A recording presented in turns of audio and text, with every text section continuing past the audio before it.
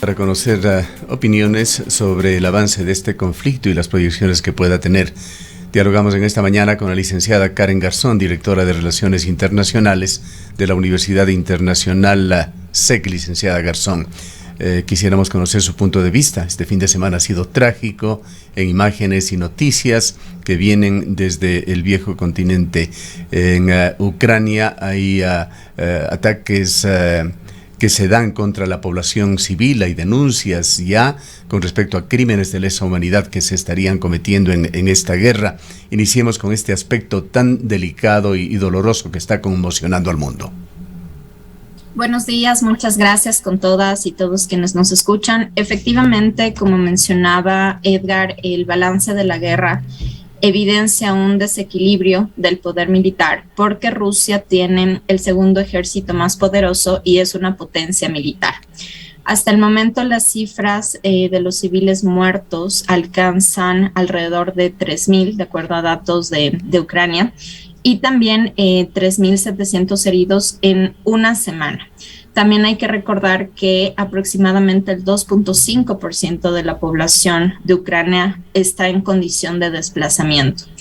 El avance de la guerra dependerá de la capacidad de juego que tenga Rusia, es decir, si es que se convierte en una estrategia exitosa, cabe que nos preguntemos qué más podrá querer Putin luego de este conflicto. Y el segundo es efectivamente un escenario de fracaso, que de alguna manera haya una forma de cesar en el fuego y que Putin no cumpla sus objetivos. Lo que podemos colegir de esta incursión militar en la que ha empezado Putin hace alrededor de 2 semanas en Ucrania es primero que efectivamente se busca debilitar al ejército ucraniano. El segundo elemento es que con el reconocimiento de la independencia de Donetsk y de Luhansk se ha favorecido un proceso de secesión en Ucrania. Por esto se empieza a hablar a través de diferentes medios, de diferentes análisis, en que no es tan descabellado pensar en que el verdadero propósito que tiene Putin en Ucrania sea la anexión de Ucrania a Rusia. El tercer elemento es crear condiciones favorables para que Rusia efectivamente tenga más poder en la negociación con la OTAN. Recordemos que al inicio, más o menos en el mes de noviembre, cuando Rusia pone en conocimiento de la OTAN sus tres puntos de inflexión. Uno de ellos, por supuesto, que Ucrania no sea parte de la OTAN. El segundo, que se regresen las fronteras de la OTAN a 1997 para evitar la expansión de la OTAN. Y el tercero es que se desmilitarice esa zona, pues la OTAN no cede en estas peticiones de Rusia. Entonces, actualmente lo que está haciendo Rusia con este ataque es generar una presión, decir, ok, yo ataco y una vez se haya atacado, ya tengo más poder en la negociación y ahora sí me siento en la mesa de negociación para que se cumplan con mis peticiones. Y el cuarto elemento, por supuesto, es un elemento geopolítico que es importante que siempre se lo mencione y se lo tome en cuenta, que es un elemento central y transversal, que es reposicionar a Rusia en el concierto mundial, no solo como una potencia económica, sino también como una potencia militar. Entonces Rusia quiere volver a estar en el escenario. Recordemos que en los últimos años, desde que se disolvió la ex Unión Soviética, hemos visto una hegemonía de Estados Unidos que en los últimos años ha ingresado un nuevo actor. Hablamos de un mundo multipolar, pero básicamente ha ingresado un nuevo actor que es China. Entonces, en esta disputa han estado prácticamente China y Estados Unidos, y Rusia quiere ingresar a este juego de hegemones. Licenciada, muy buenos días. esta situación que estamos viviendo como mundo entre Rusia y Ucrania ha advertido el rompimiento del orden mundial como se lo conocía. ¿Es esto así? ¿Se está configurando? ¿Hay un nuevo orden mundial? ¿Y cuáles serían las implicaciones de esto? Muchas gracias. Hay que tomar en cuenta varios elementos. Para analizar este conflicto debemos analizar elementos históricos por la relación que tiene Rusia con Ucrania, elementos geopolíticos porque hay muchos elementos en juego. Hablamos de que Rusia es el principal proveedor de gas natural a Europa. Precisamente los gasoductos de Rusia pasan a través de Ucrania hacia Europa. Entonces existe por parte de Europa una dependencia de este recurso hacia Rusia. Y por supuesto hay estos elementos geoestratégicos de reposicionamiento en el contexto internacional. Lo que hay que tomar en cuenta es que vivimos en un mundo interdependiente donde diferentes sucesos que ocurren a nivel internacional van a afectar al resto de países. Entonces, nunca un conflicto va a ser un caso aislado. En un conflicto armado, nadie gana, y esto nos lo ha enseñado la historia. Recordemos que ya hubieron conflictos armados grandes de un impacto internacional, como fue la Primera Guerra Mundial, que dejó más de 9 millones de muertos, y también la Segunda Guerra Mundial, que dejó entre 50 y 60 millones de personas fallecidas. Entonces, esto nos da cuenta de que todos los esfuerzos de las personas que están en este momento negociando, conversando, que son en el caso de Francia, por ejemplo, el presidente Emmanuel Macron, en el caso de Estados Unidos, el presidente Joe Biden, entre otros actores, tienen que negociar, tienen que persuadir, en este caso, un punto en común para cesar el fuego y, por supuesto, lograr un acuerdo en beneficio de las partes involucradas. Lo que nosotros hemos visto en estas semanas ha sido una escalada en el conflicto. ¿Por qué?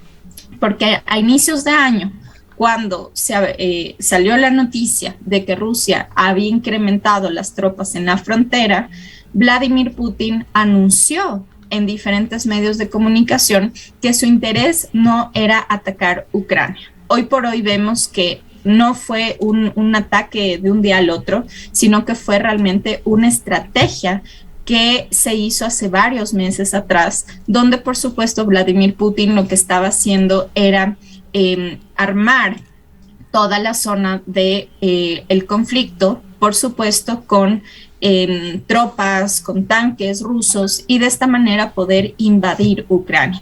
Algo que por supuesto en derecho internacional es algo que viola todos los preceptos que nosotros conocemos de paz, de seguridad, de soberanía, y en ese sentido vemos los resultados que hemos visto el día de hoy. Es importante que también consideremos que hay un doble discurso.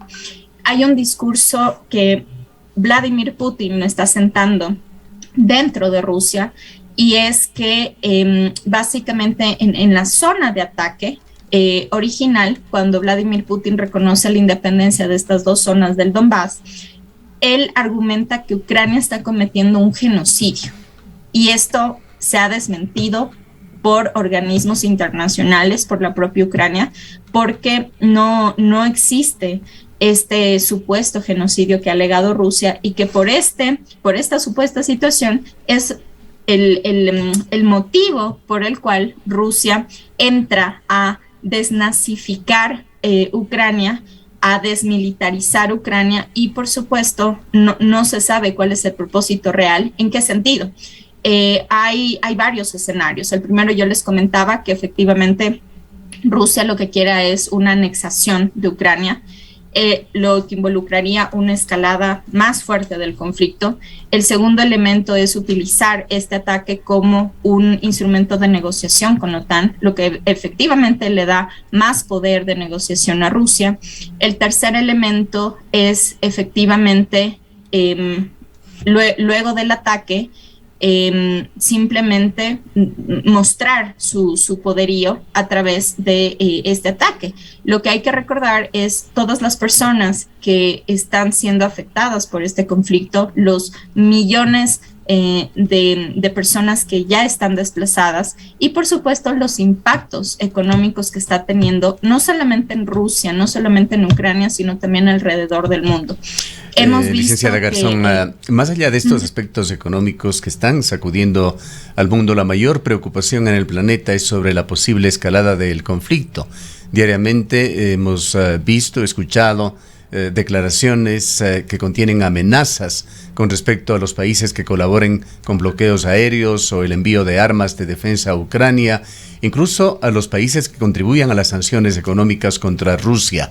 Se amenaza abiertamente con declaraciones de guerra, incluso con el uso de bombas nucleares. ¿Cómo ve usted el desarrollo de esta situación? Pues se convierte también en una especie de extorsión para todos los países para que no se intervenga en esa masacre que se está cometiendo allá en Ucrania. Bueno, lo que hemos visto es que Putin está utilizando el poder duro como una estrategia de intervención en Ucrania.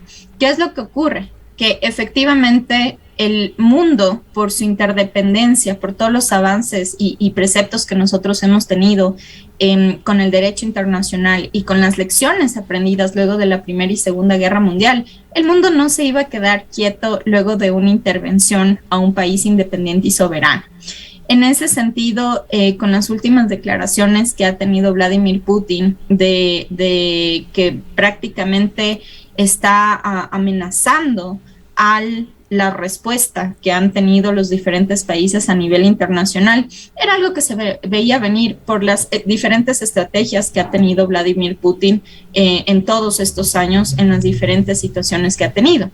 Recordemos que en el año 2014 Vladimir Putin también se anexiona Ucrania por el interés que tenía desde aquel entonces Ucrania de ser parte de la Unión Europea. Entonces, claro, como no hubo un freno por parte de Ucrania, Rusia decide atacar la península de Crimea y anexionarse Crimea. Entonces, ante esta situación, la comunidad internacional ha hecho bien en reaccionar, porque por supuesto, no porque es Rusia puede violar los tratados internacionales y las disposiciones del derecho internacional público. Entonces, en ese sentido, la comunidad internacional ha expresado su rechazo de manera verbal y frente a una escalada del conflicto, lo que ha hecho es específicamente los países miembros de la Unión Europea, Estados Unidos, y se han añadido otros países, han empezado a imponer estas sanciones que son cuestionadas porque si bien es cierto, tienen un impacto en la economía de Rusia, también se cuestiona hasta qué punto serán efectivos en este conflicto. Nadie quiere una tercera guerra mundial, nadie quiere una escalada del conflicto, y es por eso que los países están actuando de manera muy estratégica y están utilizando la diplomacia como una herramienta que efectivamente permita llegar a una solución en esta escalada del conflicto que hemos visto en Ucrania. En lo que se refiere a esta posibilidad de que escale el conflicto, la historia nos enseña, ya sea por eventos reales o provocados, nos encontramos al momento en un punto muy delicado. Cualquier justificación podría ser utilizada como motivo para declaración de guerra con otros países que al momento no están directamente en una situación de guerra declarada con Rusia. Lo que hemos visto nosotros es específicamente un capricho de Vladimir Putin para que él consiga unos objetivos personales, unos objetivos de diferente índole, objetivos políticos, objetivos geopolíticos y militares. Entonces, el mundo, a través de la sociedad civil, ha expresado su completo rechazo. No solamente los primeros mandatarios han elevado esto al Consejo de Naciones Unidas, sino también la sociedad civil se ha expresado en las calles. Hay ciudadanas y ciudadanos rusos que están protestando al interno de Rusia en contra de este conflicto. Entonces, sí hay que tomar en cuenta estos diferentes elementos de que hoy por hoy el mundo lo que busca es paz, lo que busca es una coexistencia y convivencia pacífica, por lo cual se deben bajar las armas y, por supuesto, empezar una negociación para la resolución de este conflicto. Esto es lo que siempre vamos a abogar a través de diplomacia, a través de relaciones internacionales y buscar diferentes estrategias para que no escale el conflicto. Como les digo, nadie quiere una tercera guerra mundial por las consecuencias e implicaciones que esto tendría.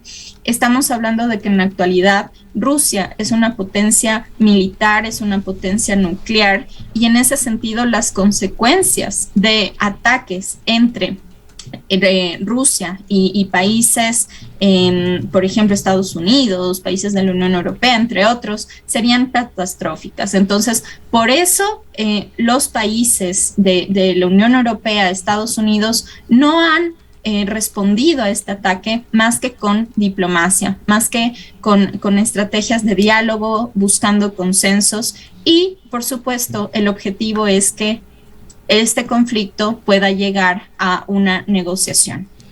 Licenciada, estas presiones y sanciones económicas a Rusia podrían en algún momento llegar a ahogarle, tanto como para que Putin dé marcha atrás, o realmente la independencia que pueda haber desarrollado en los últimos años, desde el 2014 acá, hablamos de la independencia económica también, Rusia podría darle fortaleza y sostén para poder enfrentar lo que se le estaría haciendo desde fuera con todas estas sanciones. Hay que tomar en cuenta que las sanciones sí son importantes. El hecho de que el mundo esté condenando a través de sanciones a Rusia es como un paso más de presión, pero también hay que tomar en cuenta que Rusia no está sola. Hay varios países que están respaldando a Rusia y el principal es China. ¿En qué sentido? Mientras hay diferentes estrategias de Occidente para presionar la economía rusa, aislarla del mundo occidental, lo que está ocurriendo es que efectivamente a nivel económico, a nivel comercial, cuenta con el respaldo de China. A China le conviene el hecho de que Rusia tenga un control en esa zona, y es precisamente en geopolítica, hablamos de las zonas de influencia. Recordemos que tenemos un conflicto que no es armado, sino es una guerra comercial entre dos superpotencias, entre China y Estados Unidos. Entonces, esto que nosotros hemos visto hace varios años ya, que a nivel comercial tenemos a dos grandes potencias que se están enfrentando de manera económica y que quieren influenciar en el resto de países alrededor del mundo a través de diferentes herramientas de poder blando. Podemos verlo también traducido en que en este momento del conflicto, pues el hecho de que China sea un aliado de Rusia limita mucho la acción real que pueden tener las diferentes sanciones. Nosotros vimos en esta semana que poco a poco más empresas de Estados Unidos, de Japón, de Canadá, empiezan a limitar sus operaciones, empiezan a cerrar sus operaciones incluso en Rusia, y por supuesto, si es que estas empresas se van, pero tú tienes a China, con la cual también puedes comerciar en temas de gas natural, en otros productos tecnológicos, de bienes y servicios, pues tiene cierto impacto, pero no tanto como es el que se buscaría.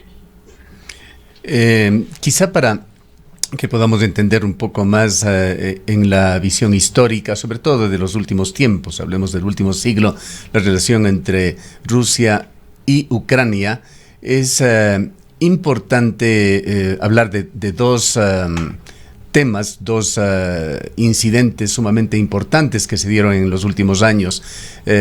Uno sería el de la hambruna roja entre los años 1918-20 hacia 1930, cuando bajo el gobierno de Stalin, Rusia provocó un genocidio en Ucrania, matando entre 1,5 a 6 millones de personas, según distintas versiones, por inanición, por hambre.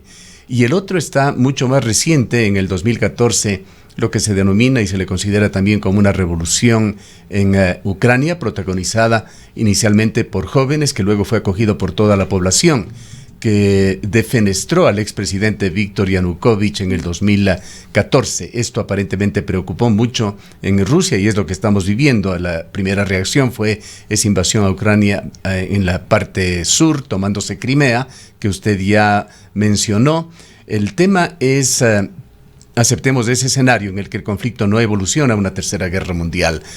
Rusia invada Ucrania. ¿Qué va a pasar allí en Ucrania al margen del desarrollo de la guerra? El pueblo ucraniano, de acuerdo a lo que se ha visto, sobre todo en el año 2014, no va a aceptar en el largo plazo convertirse en territorio prorruso. En el 2014 justamente fue una decisión democrática tomada en las calles, el de abrir el camino para integrarse con la Unión Europea.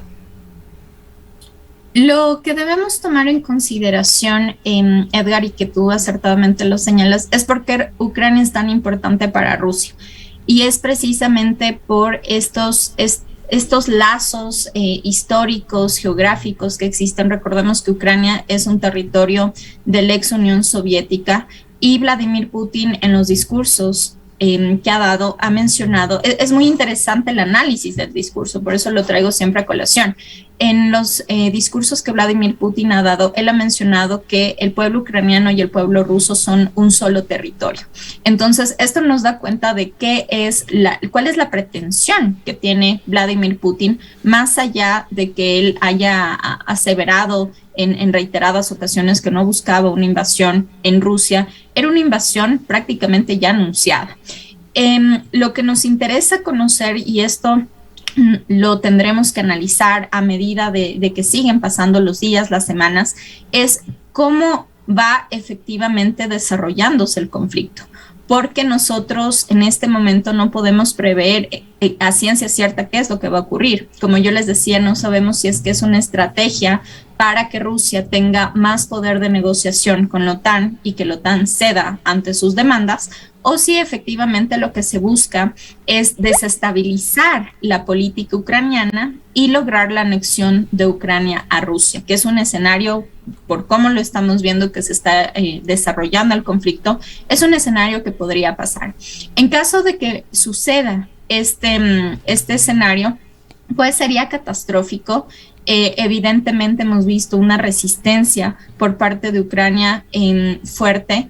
Hemos visto ya un rechazo por parte de la comunidad internacional y el tema se ha tratado en el Consejo de Seguridad de Naciones Unidas. A pesar de que efectivamente hemos visto la abstención de China y el rechazo de Rusia y que en el Consejo de Seguridad de Naciones Unidas no se ha podido imponer de manera directa alguna disposición, alguna solución, también vemos que a nivel internacional ha existido este rechazo por parte de una mayoría de los países a nivel internacional. Si bien es cierto, hay otros países que han marcado una abstención, que son países como precisamente China, países que de alguna forma han dado un apoyo implícito a Vladimir Putin y que también son países que no viven en una democracia, por lo cual se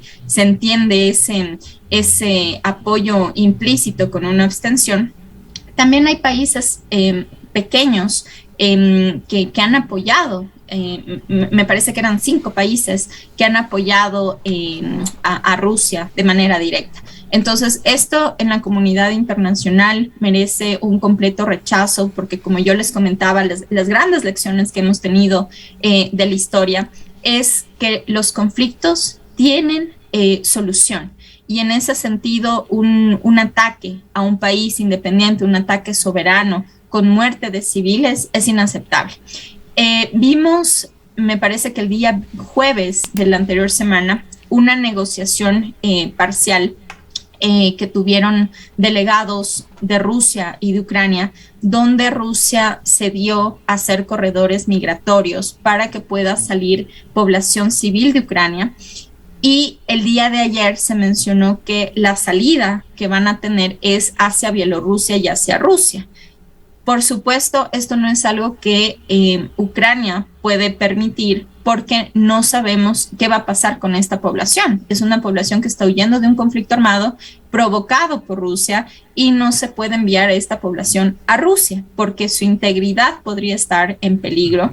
Y de esta forma el conflicto se está complicando porque los puntos a los que han acordado, los puntos negociados con Rusia, lo poco que Rusia ha cedido, no lo ha cumplido. Entonces, aquí vemos una situación muy compleja que amerita que la comunidad internacional se una, ejerza presión y, por supuesto, que se logre en la mesa de negociación un acuerdo. Así es. Muchísimas gracias a la licenciada Karen Garzón. Hay que añadir que el presidente de Ucrania ha hecho llamados realmente desesperados a la comunidad internacional para que se proteja debidamente a la población civil. La licenciada Karen Garzón es directora de Relaciones Internacionales de la Universidad Internacional SEC. Son